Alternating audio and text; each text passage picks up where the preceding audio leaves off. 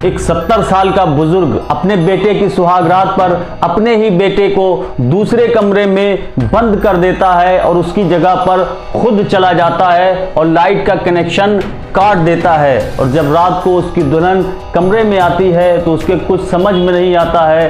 रात भर वो बुजुर्ग 70 साल का 17 वर्षीय बहू के साथ पूरी रात संबंध बनाता है और जब वो प्रेग्नेंट हो जाती है कुछ महीनों के बाद तो उसको ले जा करके हत्या करके जंगल में शव को फेंक देता है। जब ये पुलिस को पता चलता है, पुलिस उसको गिरफ्तार करती है।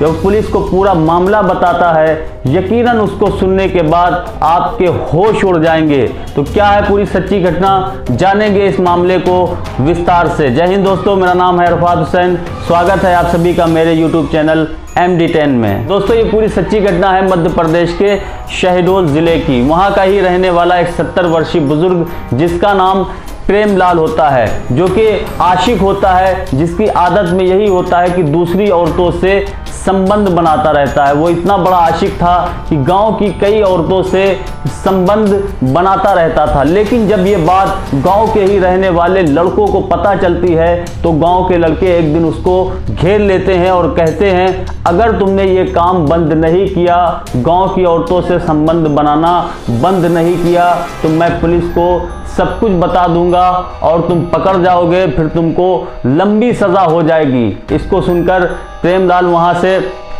चला आता है और अपने घर पर आता है और वो इसी बात को सोचता रहता है कि जो मैं कर रहा हूँ ये ठीक नहीं है, क्योंकि ये लड़के जब पुलिस को बता देंगे तो मैं पकड़ जाऊंगा। फिर उसके दिमाग में एक आइडिया आता है, क्यों ना वो अपने बेटे शंभू की शादी कर दे, जो कि एक मंदबुद्धि था, पागल सा लड़का था।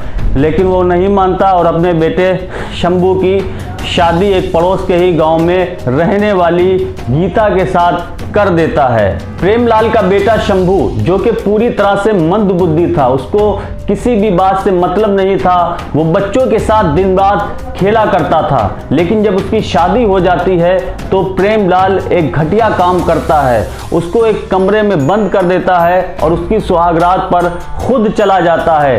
अंदर लेटकर बिजली का कनेक्शन काट देता है और जब उसकी दुल्हन दूध लेकर आती है तो उसके बाद में उसको पहचान नहीं पाती। वो पूरी रात उसके साथ संबंध बनाता रहता है। तो पूरी रात संबंध बना लेता है तो उसके चेहरा देखते हुए कहती है कि ये तो मुझे शंभू नहीं लग रहा, लेकिन वो रोने लगता है, कहता है हे भगवान, ये मुझसे बहुत बड़ी गलती हो गई, मुझसे बहुत बड़ा पाप हो गया। वो पूरी तरह से ड्रामा करने लगता है। प्रेमलाल अपनी बहू के ऊपर ही गलती निकाल देता है, कहता है कि तुम मेरे कमरे में गलती से आ गई, ये उसका कमरा नहीं है, ये तो मेरा कमरा है और तुम मेरे कमरे में आ गई। मैंने तो ये पैसे शीला को दिए थे कि आज वो आने वाली थी, मैं उसके साथ संबंध बनाने वाला था, मैं उसको 2000 रुपये देकर आया था। मैं समझा कि शीला आई हुई है, इसलिए पूरी रात मैंने संबंध बनाया।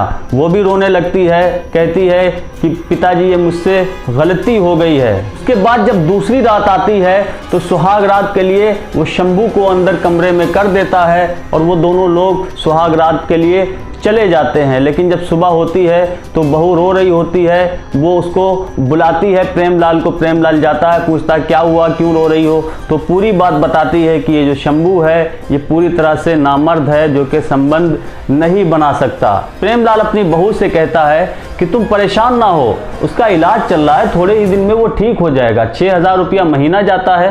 पूरी तरह से अपने जाल में वो फांसने लगता है। फिर बहू 1-2 दिन गुजरते हैं, वो सोचने पर मजबूर हो जाती है, क्योंकि वो अकेली थी। उसके बाद में वो राजी हो जाती है और ये सिलसिला शुरू हो जाता है। वो दोनों एक दूसरे से संबंध बनाते हैं, कई दिन गुजर जाते हैं, उसके बाद में वो प्रेग्नेंट हो जाती है। जब 6-7 महीने गुजर जाते हैं तो संबंध बनाने की प्रक्रिया खत्म हो जाती है। तो पूरी तरह से ये मामला खत्म हो जाता है। उसके बाद में वो आशिक मिजाज बुजुर्ग फिर यही सोचने लगता है कि अब तो ये मैं कुछ कर नहीं सकता, उसका दिमाग घूमता है। और उसके बाद में फिर वो गांव की एक रहने वाली जिसके साथ उसके अवैध संबंध चल रहे थे, जिसका नाम शीला था, उससे कहता है कि मैं तुम्हें 2000 रुपये दूंगा, तुमको आज मेरे कमरे में आना पड़ेगा। उसके बाद में वो उसको रात में बुला लेता है, लेकिन जब रात में उसके साथ वो संबंध बनाता है तो ये बात उसकी बहू गीता को पता चल जाती है। और गीता उसके कमरे में जाकर अपनी आंखों से देखती है तो उसकी आंखें फटी की फटी रह जाती हैं। इस तरह के कृत्य को देखकर गीता को काफ़ी ज़्यादा गुस्सा आता है और वो आग बबूला हो जाती है। उसके बाद में शीला अपने कपड़े उठाकर वहाँ से रफू चक्कर हो जाती है और गीता में उसके प्रेमी ससुर में दोनों में बहस होने लगती है। बहस बहुत ज़्यादा होती है। वो कहती है कि तुमने मुझे प्रेग्नेंट कर दिया, मैं तुमसे प्यार करने लगी थी, उसके बाद में तुम मेरे बिस्तर पर दूसरे को लिटा रहे हो, ये अच्छी बात नहीं है। बहस ज़्यादा बढ़ती है तो वो उसकी हत्या कर देता है। जब हत्या कर देता है तो उसके शव को बाहर फेंक जाता है। लेकिन जब हत्या की बात पुलिस को पता चलती है, पुलिस मौके वारदात पर पहुंचती है। उसके बाद में शव को कब्जे में लेकर पोस्टमार्टम के लिए भेज देती है। उसके बाद में